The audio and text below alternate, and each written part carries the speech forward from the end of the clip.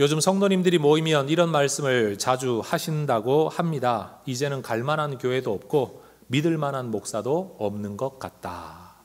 그런 대화들 하시죠. 그런데 그거 아십니까? 목사들이 모이면 이렇게 말합니다. 요즘은 예전 같은 믿음과 헌신과 그리고 섬김의 성도들을 찾아보기가 힘들다. 성도들도 목사에 대해 뭔가 채워지지 않는 것이 있는 것 같고, 목회자들도 성도들에게 대해서 그런 마음이 있는 것 같습니다. 그러나 여러분, 세상에 어떤 목사가 잘 못 살려고 의도적으로 애쓰는 사람이 있겠습니까? 또 세상에 어떤 성도들이 되는 대로 편하게 신앙생활 하려고 하는 사람이 누가 있겠습니까? 여러분, 목사 입장에서는 그렇습니다. 성도들이 나의 사역에 만족을 못한다고 해서 하나님이 주신 이 사명의 자리, 목사의 직을 그만둘 수도 없는 것 아닙니까? 또 성도들도 뭔가 충분하게 못한다고 해서 아예 예수 안 믿거나 아예 교회 안 다닐 수도 없는 것 아니겠습니까?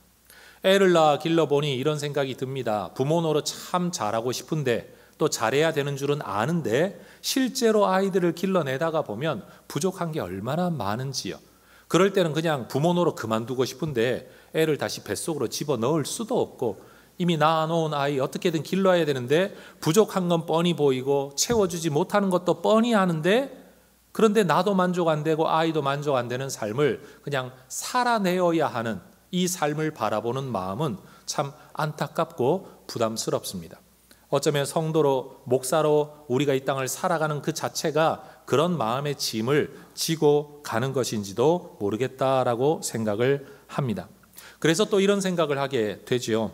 어쩌면 우리는 이 세상에서 아주 극소수의 사람들만이 살아낼 수 있는 삶의 기준과 목표를 정해놓고 내가 거기에 도달하지 못한다고 나를 자책하고, 다른 사람이 그 수준대로 못 산다고 너무 심각한 비판을 하면서 우리는 그렇게 살아가고 있는지도 모르겠다. 예를 들면 한 교실 안에서 반에서 1등하는 아이는 한 명밖에 없는데 다른 모든 사람에게 1등 못한다고 손가락질하며 사는 그 삶이 과연 올바른 것이냐라는 생각을 하게 된다는 거죠.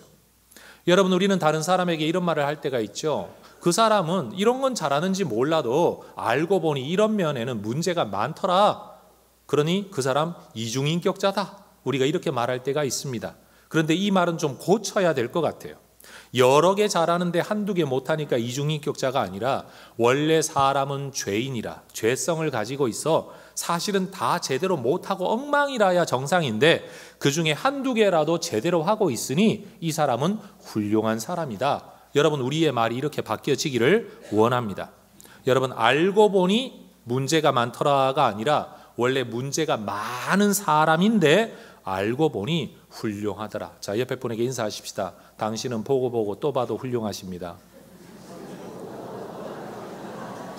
성도 여러분, 지금 이 자리에 예배를 드리고 있는 게 누군가에게는 그 당연한 거 아니야? 라고 생각을 하지만 한번 진짜 생각해 보십시오. 예배 자리에 나오기 위해 우리가 포기해야 될 것, 감내해야 될 게 얼마나 많습니까?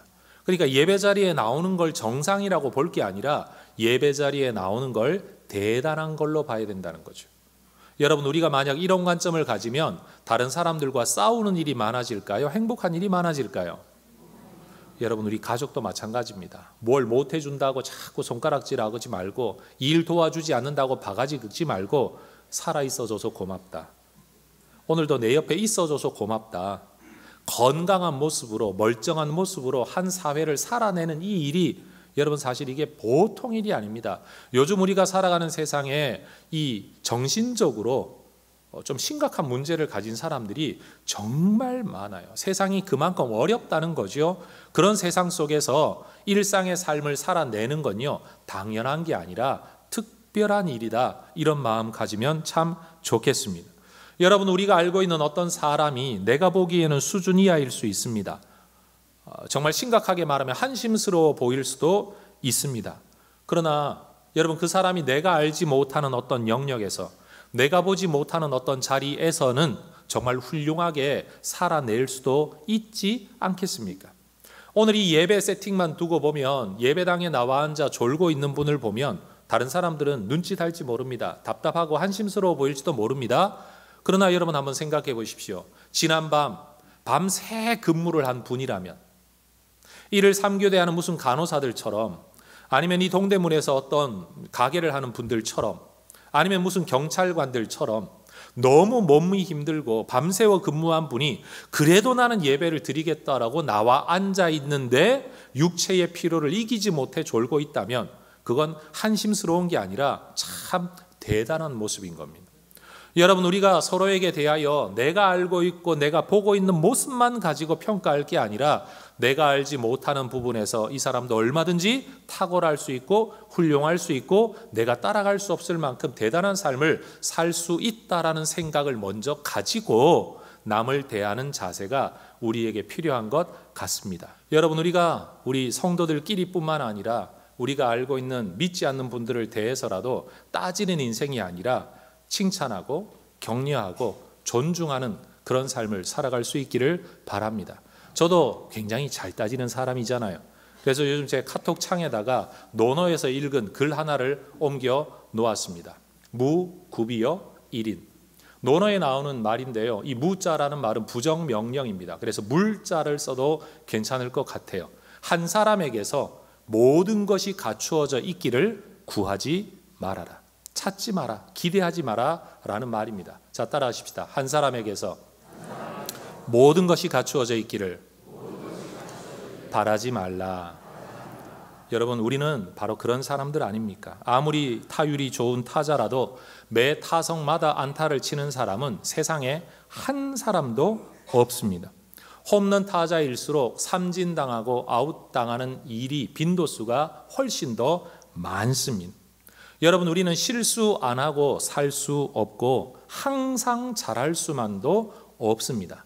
모든 사람에게 똑같이 할 수도 없고요, 한 사람에게 항상 똑같이 대할 수도 없습니다. 그게 우리 사람입니다. 그래서 성경은 우리에게 이렇게 권면을 합니다. 로마서 15장 1절에 마땅히 믿음이 약한 자의 약점을 담당하고, 담당하라는 말은 참아주라라는 말입니다. 따라하십시다. 약점을 참아주라.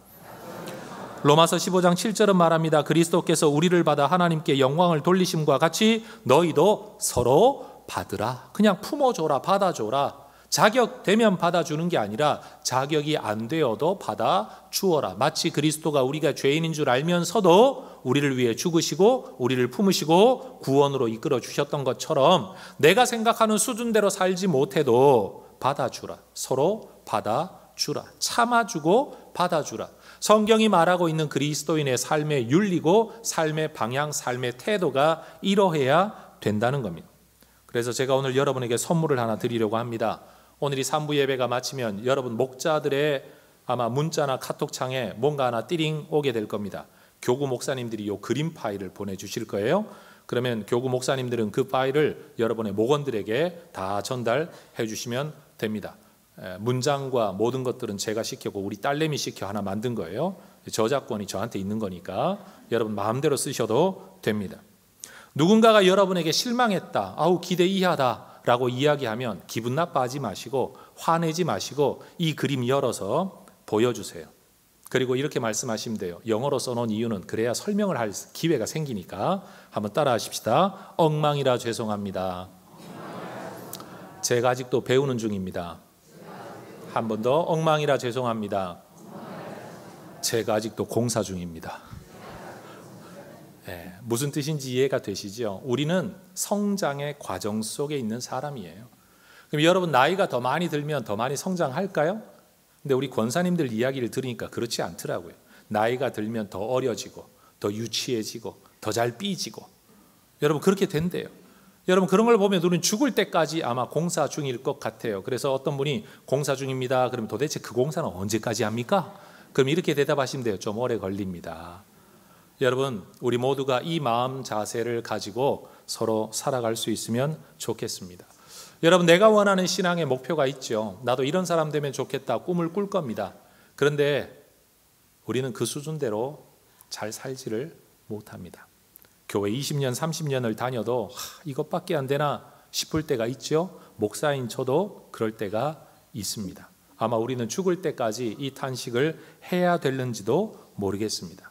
그러니 여러분, 이 땅에서 우리의 삶은 뭔가 자격을 갖추고 자질을 갖추고 완벽하게 준비된 상태에서 무언 일을 하는 게 아니라 사실은 부족한 상황에서 그저 하나님과 동행하며 살아가는 그 자체가 신앙 생활인 것 같습니다. 다시 말합니다. 자격을 갖추어 쓰임 받는 게 아니고요, 쓰임 받으면서 자격을 갖추어 가는 거고, 그러면서도 죽을 때까지 자격을 갖추지 못하는 게 우리 사람이다.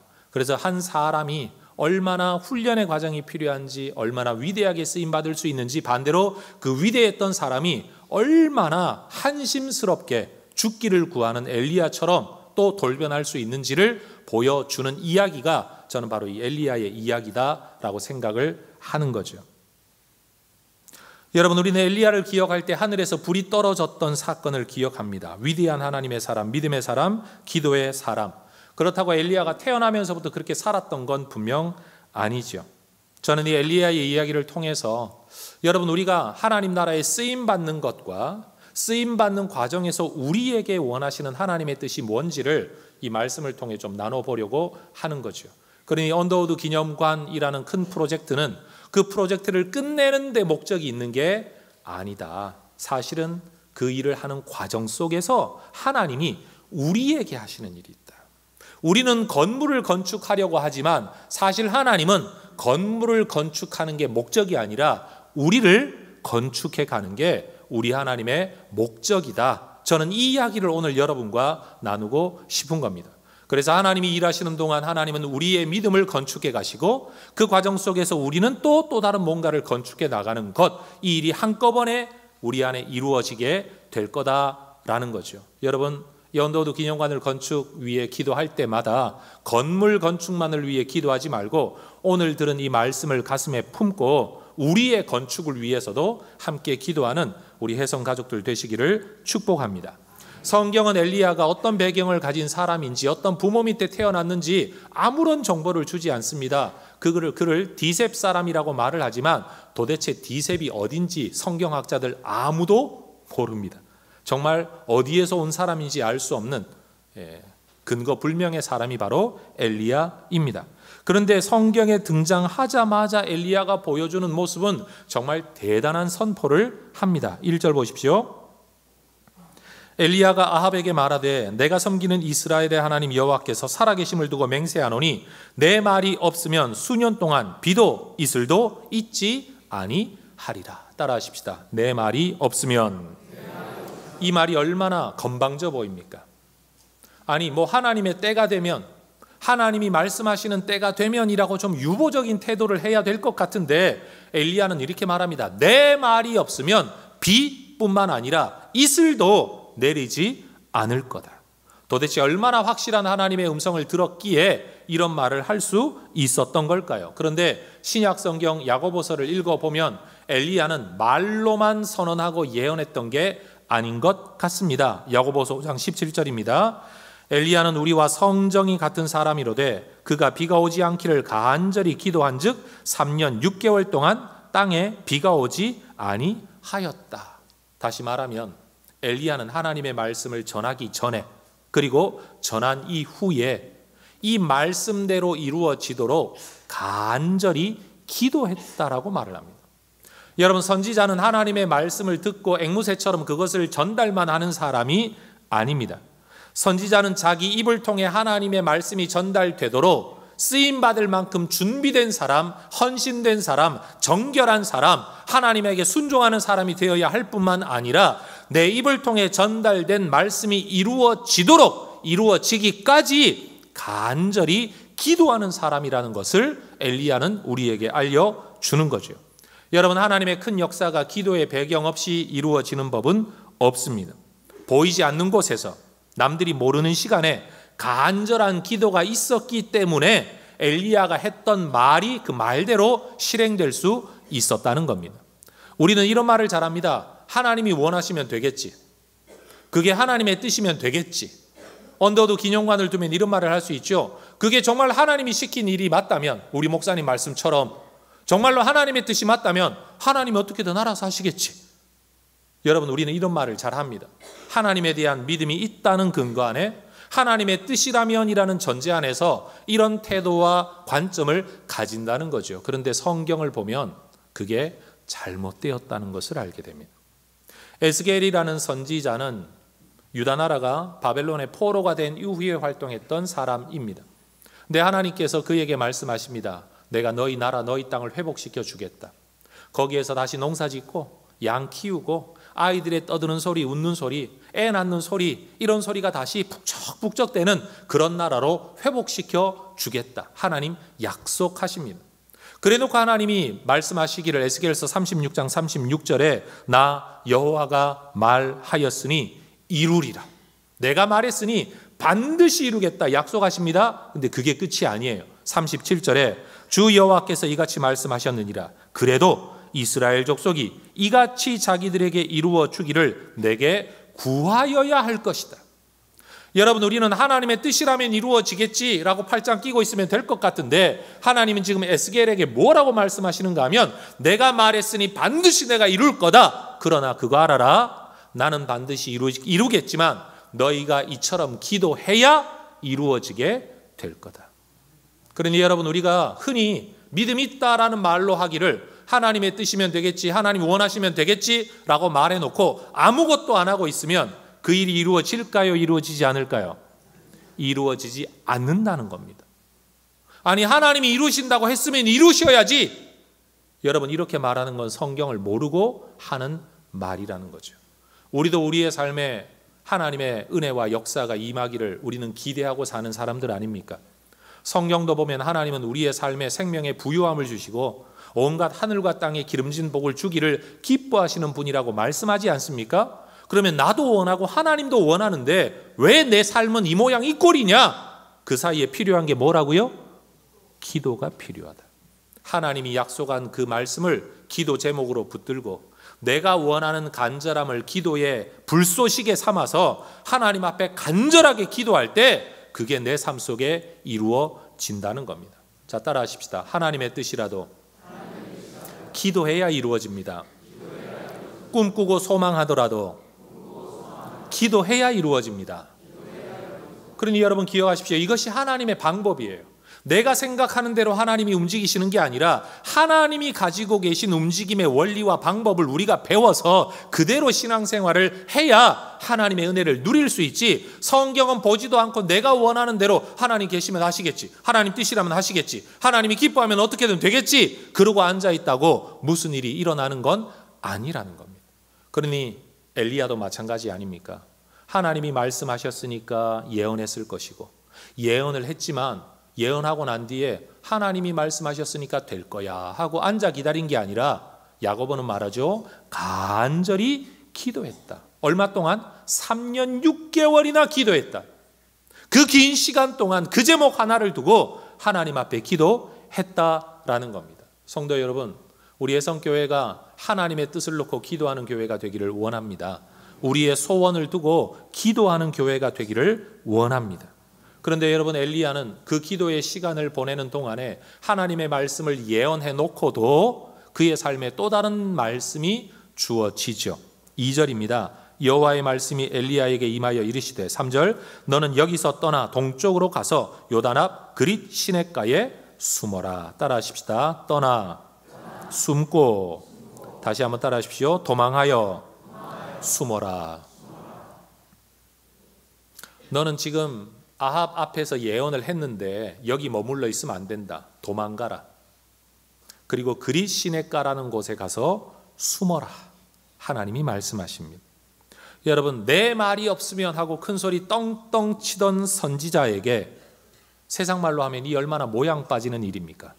좀 폼나게 끝까지 여러분 폼 잡고 서서 하나님 뜻대로 이루어지는 걸 보여줘야 되는데 하나님은 지금 말씀하시기를 말 전했지? 그럼 이제 네가 할 일은 숨는 일이다. 숨는 일이다. 그런데 여러분, 숨어있는 동안에 살아가야 할 삶의 모습을 하나님이 말씀하시는데 그건 더 한심스럽습니다. 4절 보십시오. 그 시냇물을 마시면서 살아라. 그리고 내가 까마귀들에게 명령하여 거기서 너를 먹이게 하리라.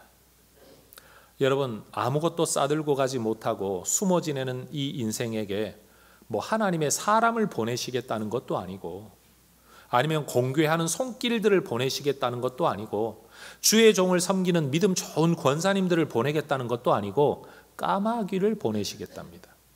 까마귀는 율법적으로 보면 부정한 새입니다. 여러분, 까마귀가 물어오는 고기가 여러분 날것 살아있는 짐승 하나 잡아가지고 날고기 싱싱한 거 물어올까요? 독수리라면 그럴 수도 있겠죠. 까마귀는요, 죽어있는 시체 뜯어먹고 사는 짐승입니다. 그러니 여러분, 그가 뭘 먹을 걸 가져온다고 해봐야 까마귀가 물어오는 고기라는 것이 사실 부정한 것이죠. 까마귀라는 새도 부정하고 까마귀가 물어오는 것도 부정한데 그거 먹고 시냇물 마시면서 살라는 겁니다. 여러분, 얼마나 비참합니까? 어쩌면 엘리야는 이렇게 탄식할 수도 있었을 겁니다. 왜 떠나야 됩니까? 왜 숨어야 됩니까? 왜 하필 까마귀입니까? 오늘 우리도 이런 생각할 수 있습니다. 아니, 하나님이 왜 굳이 이런 일을 하시냐? 그냥 열왕기상 18장에 보면 하늘에서 불이 떨어지는 기적을 행하시는데 그거 18장에서 하지 말고 17장에서 지금 당장 해버리시면 속 시원하실 텐데 뭘 그렇게 질질 끌고 계시나? 이런 생각할 수도 있죠. 우리의 삶에서도 때때로 하나님의 전지전능하심을 이야기하기에는, 우리 하나님이 좋은 분이라고 이야기하기에는 내가 처해 있는 현실이 너무 무기력할 때가 있죠. 그런데 여러분, 그때 우리가 알아야 될 게 있습니다. 숨어야 된다, 도망가라, 숨어라 하는 이 말씀은 하나님의 능력하고 결부지어 해석할 말이 아니라는 겁니다. 이 비겁한 명령, 비겁해 보이는 명령은 하나님이 능력이 없기 때문에 이 명령을 하고 계신 게 아닙니다. 이 명령은 하나님과 관계된 문제가 아니라 사람, 엘리야와 관계된 문제였습니다. 숨어 지내는 시간이 필요한 건 하나님이 아니라 엘리야였다는 말입니다. 여러분, 하나님께서 우리의 삶에 뭔들 못하시겠습니까? 그러나 하나님은요, 일하는 자체가 목적이 아니고 우리가 목적이기 때문에 때를 기다리시고 우리의 마음을 보시고 우리의 기도를 들으시고 우리의 순종을 보시고 우리의 헌신을 보시고 그렇게 상호작용하고 계시다는 사실입니다.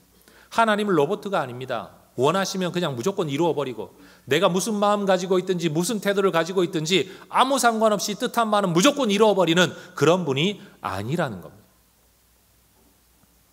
엘리야는 아무 이유, 아무 설명도 없이 그저 숨으라는 이 말씀에 순종합니다. 5절 보십시오. 그가 여호와의 말씀과 같이 하여 곧 가서 요단 앞 그리 시냇가에 머물렀다. 따라하십시다. 말씀과 같이 하여 곧 가서.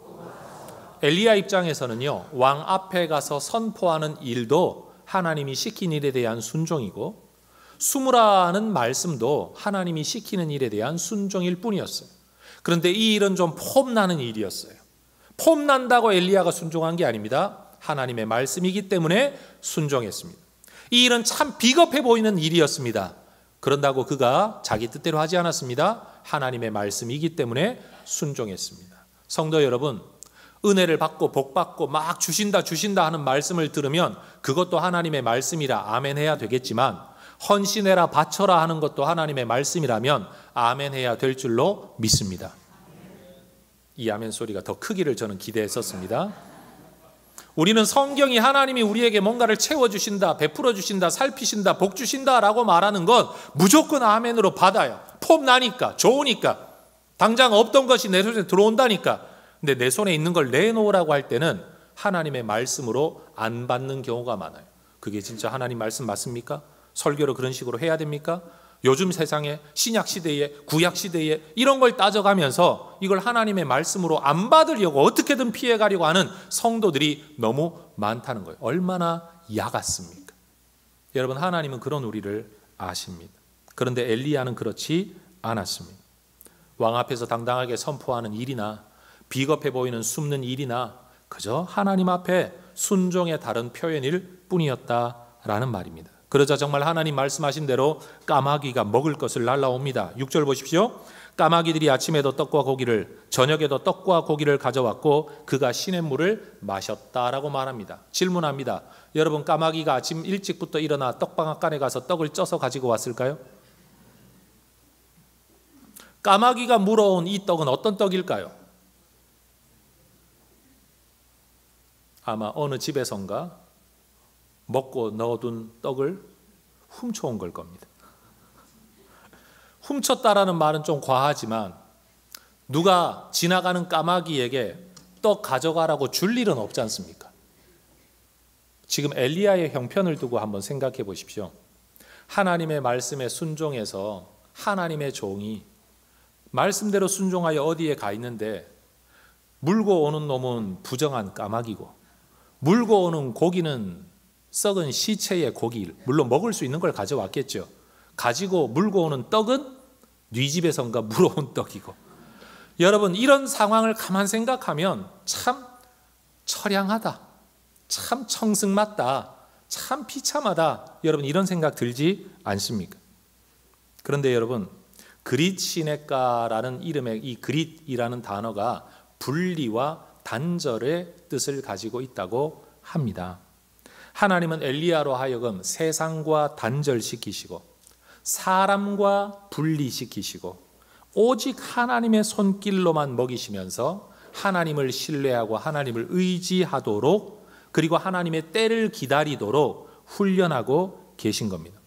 율법적으로는 부정하다 여겨지는 까마귀를 통해 먹이심으로써 내가 생각하는 종교성, 내가 생각하는 상식, 내가 생각하는 어떤 방법이 아니라 그냥 그 모든 기준을 내려놓고 하나님의 처분대로, 하나님의 방법대로, 하나님의 뜻대로 내가 의지하여 살아가는 삶을 엘리야에게 훈련시키고 계신 겁니다. 먹을 것을 쌓아놓고 그거 먹으며 기다리라고 하신 게 아니라 아침 저녁으로 까마귀가 뭔가를 물어오지 않으면 먹을 수 없는 형편에서 정말 하늘만 쳐다보며 살도록 내가 가지고 있었던 어떤 직분도 어떤 능력도 완전히 무용지물이 되는 그 상황 속에 몰아넣으시고 하나님 의지하도록, 하나님만 바라보도록, 마치 광야의 이스라엘 백성들이 하늘의 만나로 하루하루를 살아 40년을 살았던 것처럼 엘리야에게 또 다른 만나의 훈련을 시키고 계신 겁니다. 때로 우리가 살아가는 삶의 자리가 이런 그릿 시냇가처럼 그런 형편일 때가 있죠. 돌아서 생각하면 참 청승맞고 처량맞고 한심스럽고 내 인생 이게 다인가 이런 싶을 때가 있죠. 그런데 여러분, 돌아서서 또 한번 생각해 보십시오. 그 자리에 하나님의 은혜가 어떻게 나타나고 있는지. 내가 정말 원했던 자리는 아니지만 그래도 그 자리에 하나님의 섭리가 있고 손길이 있고 은혜가 있어서 오늘 우리는 이렇게 살아가고 있는 줄로 믿습니다. 그러니 여러분, 그릿 시냇가의 비참함을 생각하고 살 게 아니라 그릿 시냇가에서 주시는 하나님의 은혜와 섭리를 생각하며 오늘 하루하루를 이겨내며 살아가시기를 주의 이름으로 축원합니다. 여러분, 기억하십시오. 아무리 힘들어도 하나님의 손길은 살아 있습니다. 아무리 외롭고 힘들어도 하나님이 그 자리에 함께하고 계실 겁니다. 그런데 하나님 붙들고 믿음 붙들고 말씀 붙들고 순종하는 그 자리에 또 문제가 생깁니다. 7절입니다. 땅에 비가 내리지 아니하므로 얼마 후에 그 시내가 마르니라. 도망가라고 해서 도망갔고 그 시냇물 먹으면서 숨어 지내라 그래서 숨어 지내고 있는데 여러분, 그 물이 말라 버린 겁니다. 궁핍하기는 해도 그래도 하나님의 은혜와 기적을 경험했던 자리 아닙니까? 하나님이 말씀하신 그 자리 아닙니까? 하나님의 은혜가 있었던 순종의 자리 아닙니까? 우리 삶이 참 힘들 때가 언제입니까? 여러분, 내가 지금 뭔가 굴러 떨어지고 있다, 지금 내가 크게 실패하는 과정 중에 있다라고 생각이 들 때는요, 마음에 각오라도 하죠. 그런데 이제는 바닥 쳤다 생각을 하는데 갑자기 더 큰 문제가 쫓아오면 그때 우리는 참 힘들어집니다. 내가 지금 괴롭고 힘들다라고 생각될 때는 마음의 준비라도 하는데 이제는 돌아오겠지, 이제는 내가 일어서겠지 하는데 그때 또 더 큰 문제가 찾아오게 되면 사람은 점점 문제 위에 문제, 내 마음의 낙심이 일어나게 되는 거죠. 여러분, 한번 그냥 가라 해서 간 것도 어금니 깨물고 갔고 어금니 깨물고 인내했어요. 그러면 거기에서라도 그냥 살아내야 되는 것 아닙니까? 그런데 시냇물이 말라 버렸다는 겁니다. 질문 하나 하겠습니다. 성도 여러분, 그릿 시냇가의 물이 말라버린 이유가 뭘까요? 비가 오지 않아서요. 그렇잖아요. 비가 오지 않아서. 내 말이 없으면 하고 비가 오지 않도록 그가 기도하고 말했던. 다시 말하면 그리 시냇가의 물이 말라버린 이유는 비가 오지 않았기 때문이고, 비가 오지 않은 이유는 뭐냐? 엘리야가 그렇게 선포했고 그렇게 기도했기 때문입니다. 우리 인생의 문제에 문제가 겹칠 때, 부담에 부담이 겹치는 상황이 찾아올 때 우리는 하나님께 하나님 왜 이러십니까? 라고 불평할 때가 있습니다. 여러분, 그때 반드시 생각해 봐야 할 게 있습니다. 지금의 이 상황은 내가 이전에 했던 말과 무슨 관계가 있을까? 지금의 이 상황은 내가 이전에 했던 기도와 무슨 상관이 있을까? 찬송가 가운데 이런 가사가 있죠. 받은 복을 세어 보아라. 주의 크신 복을 네가 알리라. 이 찬송가를 좀 개사해서 불러야 될 것 같아요. 네가 했던 기도를 돌아보아라. 지금 네가 왜 그런 형편에 있는지 알게 되리라. 주님 도대체 왜 이러십니까? 왜 내게 이러십니까? 왜 하필 지금 이러십니까? 왜 이런 어려운 일을 내게 허락하신 겁니까? 라고 투덜거릴 때 아마 하나님 이렇게 말씀하실지도 모릅니다. 내가 뭘 어쨌길래? 나는 지금 네 기도에 응답하고 있는 것뿐이야. 네가 했던 그 말대로 하고 있는 것뿐이야. 네가 그렇게 오랫동안 기도해왔던 그 기도를 내가 이루고 있는 것뿐이야. 성도 여러분, 꿈꾼다고 당장 이루어지는 꿈이 어디 있습니까? 꿈을 이루기 위한 수고가 필요하지 않습니까? 여러분, 기도한다고 당장 훌륭하고 위대한 하나님의 사람이 될 수는 없는 겁니다. 기도한 대로 훌륭한 사람이 되기까지의 훈련과 연단의 과정이 필요합니다. 여러분, 결심한다고 당장 무슨 일이 이루어지는 거 아닙니다. 결심을 했으면 그 결심에 부응하는 대가를 지불해야 그 다음에 결과가 나오게 되는 겁니다. 성도 여러분, 좋은 목사가 하늘에서 떨어질까요? 다시 질문합니다. 좋은 목사 달라고 기도만 하면 하늘에서 떨어질까요? 그렇지 않습니다. 자고 일어난다고 좋은 목사 되는 거 아닙니다. 은사 한번 받는다고 좋은 목사 되는 거 아닙니다. 훈련받고 연단받는 시간이, 우리 사람에게는 그 시간이 필요합니다. 하나님은 얼마든지 능력이 있으시지만 사람은 시간 속에 만들어지는 존재라는 사실입니다. 여러분, 우리가 우리 해성교회를 두고 기도하기를 시대의 사명을 감당하는 좋은 교회 되게 해달라고 기도하면 어느 날 갑자기 우리가 좋은 교회가 되나요? 그렇지 않습니다. 우리가 좋은 교회가 되기를 기도하면 우리는 전부 다 연단에 들어가야 됩니다. 목사도 이전에 없던 연단을 받아야 됩니다. 왜요? 더 좋은 역할을 하는 더 좋은 목사가 되려면 지금 수준으로는 안 되니까요. 장로님들도 연단에 들어가게 됩니다. 사업에, 가정에, 건강에, 물질에, 관계에, 특별히 그걸 또 목회자와의 관계 속에서 연단 속에 들어가게 됩니다. 극복하고 이겨내야 좋은 교회가 되는 겁니다. 성도들도 마찬가지입니다. 좋은 교회가 되기를 위해 기도하면 그 좋은 교회로 해야 할 일을 위해 헌금도 해야 됩니다. 헌신도 해야 됩니다. 더 많은 참회, 인내도 필요하다라는 말입니다. 지금보다 나아지려면 지금보다도 더 많은 대가를 지불해야 그 자리에 갈 수 있는 거지, 지금처럼 대가를 지불하면서 더 나은 자리에 갈 것을 꿈꾸는 것이야말로 거짓 사기 아닙니까? 여러분은 때로 우리 인생에 내가 누렸던 시냇물을, 순종의 자리에서 그나마 누렸던 은혜의 시냇물을 마르게 하시는 이유가 뭘까요? 우리가 했던 선포, 우리가 꾸는 꿈, 우리가 드렸던 기도 때문인 겁니다. 왜 엘리야의 삶에 이런 일이 일어났을까요? 하나님이 그를 지금보다도 더 놀랍도록 사용하시기 위해서였습니다. 하늘에서 불이 떨어지게 하는 사람은 하늘에서 떨어지지 않습니다.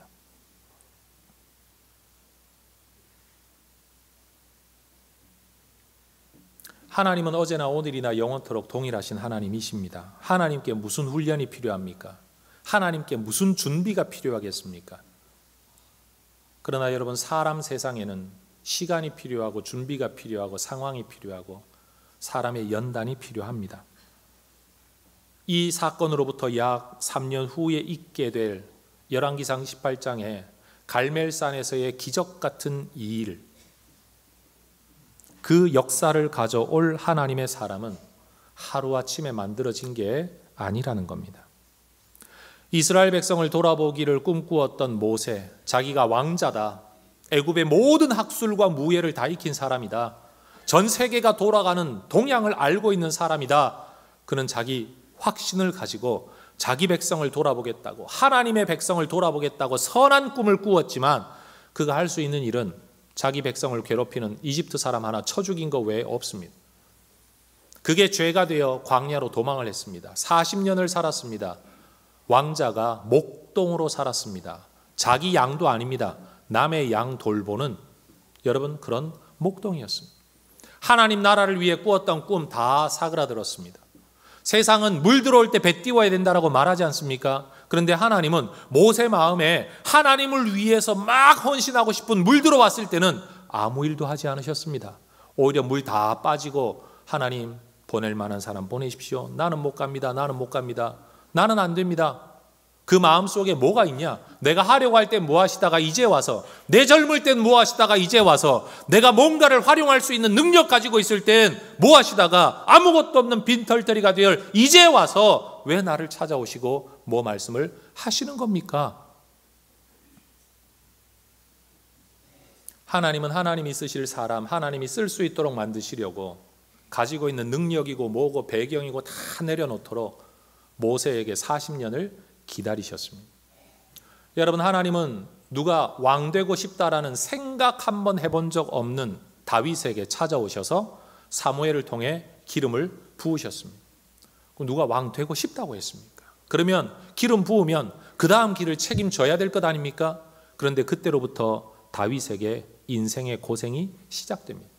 돌멩이 하나 던져 골리앗을 넘어뜨리긴 했지만 그렇다고 다윗이 우쭐한 적 없습니다. 근데 사람들이 가만두지 않습니다. 사울이 죽인 자는 천천히요 다윗이 죽인 자는 만만이라. 그러자 사울 마음속에 시기심이 일어나 여러분 그를 죽이려고 합니다. 죽일 빌미를 찾기 위해 네가 저 블레셋 사람들 200명 죽이고 오면 내가 너를 사위 삼겠다.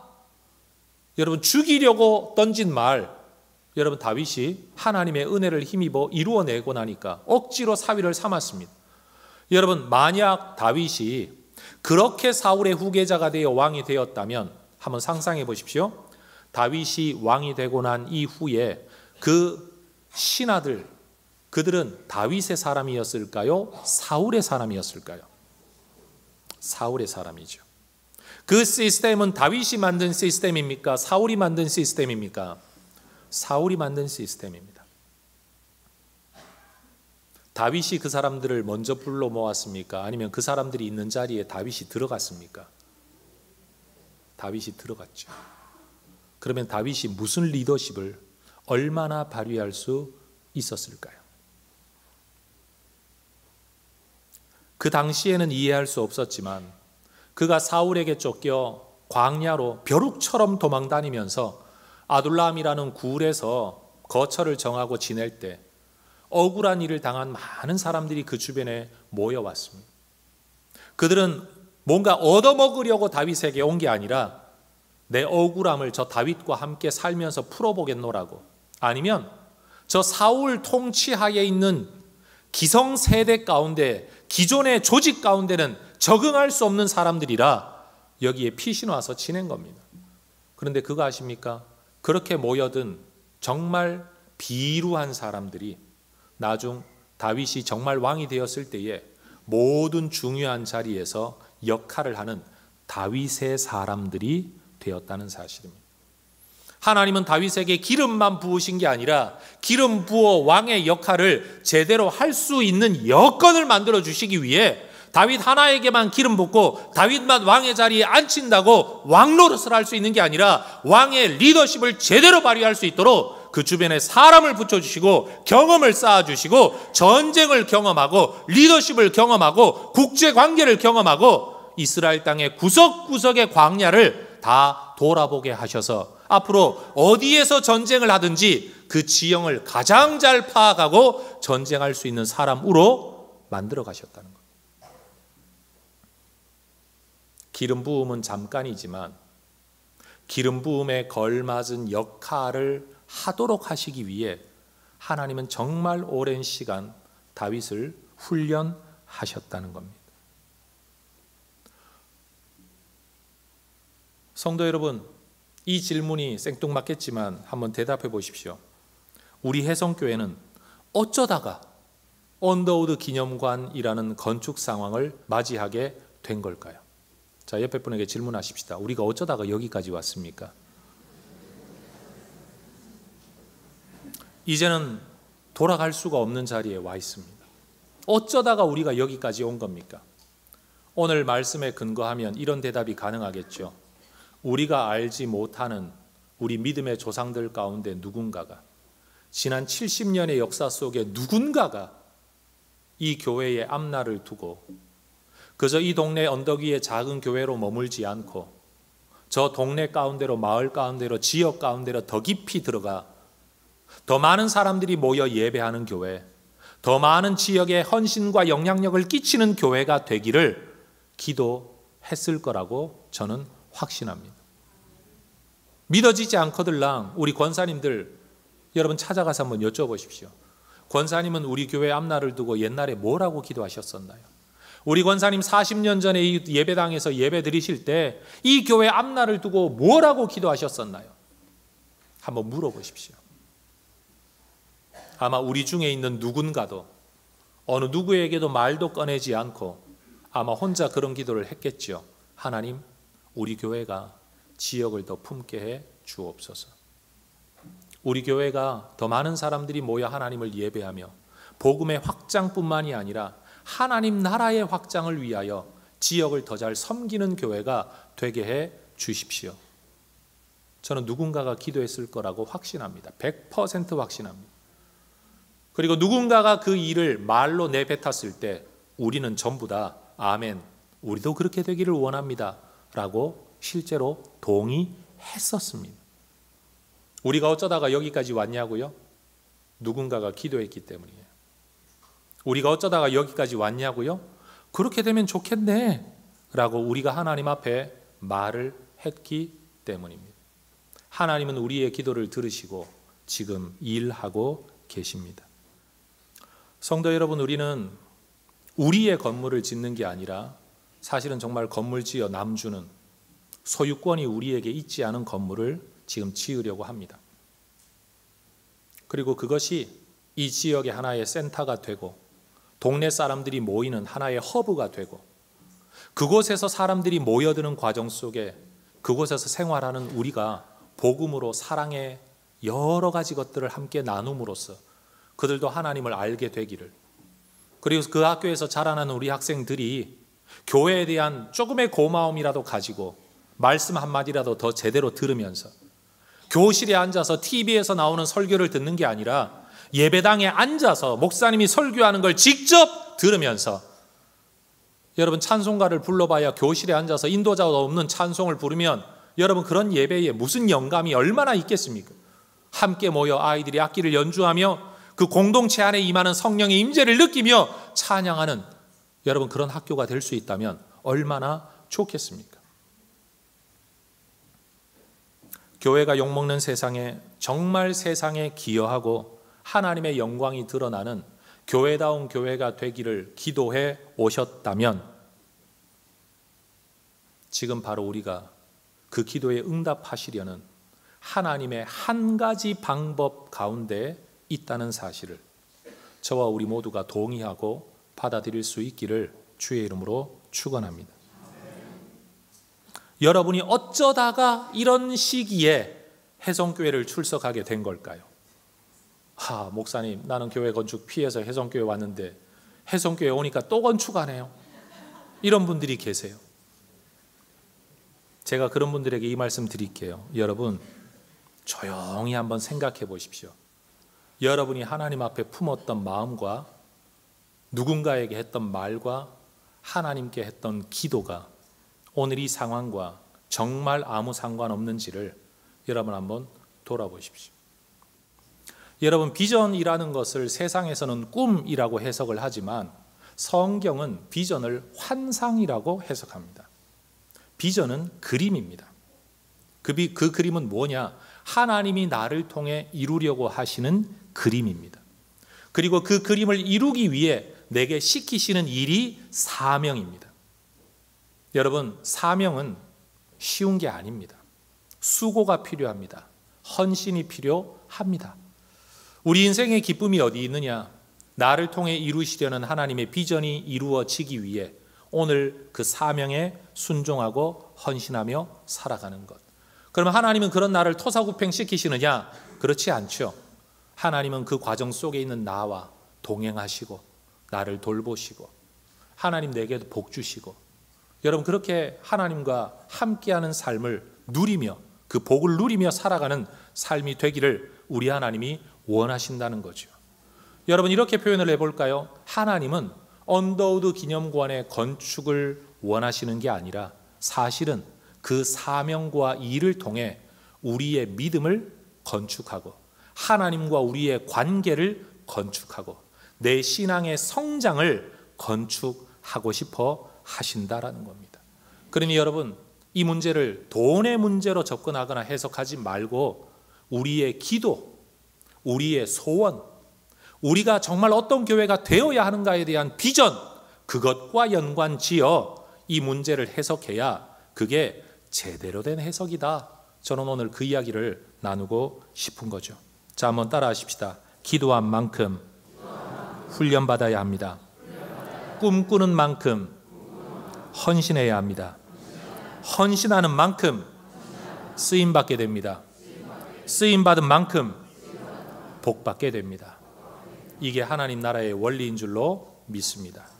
우리의 기도를 이루시려고, 우리를 사용하시려고 지금 이 모든 일들을 이루어 가시는 하나님 앞에 우리 모두가 기쁨으로, 기대로, 자발적으로 여러분 소망 가운데 우리가 힘있게 참여해서 이 일의 끝에도 봐, 안 된다 그랬잖아 라는 말이 나오는 게 아니라, 야, 이 모든 과정을 통해 우리가 얼마나 큰 은혜를 경험했냐, 얼마나 큰 기적을 보았냐, 얼마나 큰 은혜를 누렸냐. 다른 교회들이 우리 교회에 역사하는 하나님의 일하심을 보고 마치 우리가 성경을 읽고 우리도 이렇게 되게 해주세요 라고 기도하는 것처럼 이 시대의 교회들이 하나님 우리 교회도 해성교회처럼 되게 해주세요 라고 기도하게 되는 그런 은혜의 그런 진원지, 하나님의 샘플이 되기를 주의 이름으로 축원합니다. 기도하겠습니다.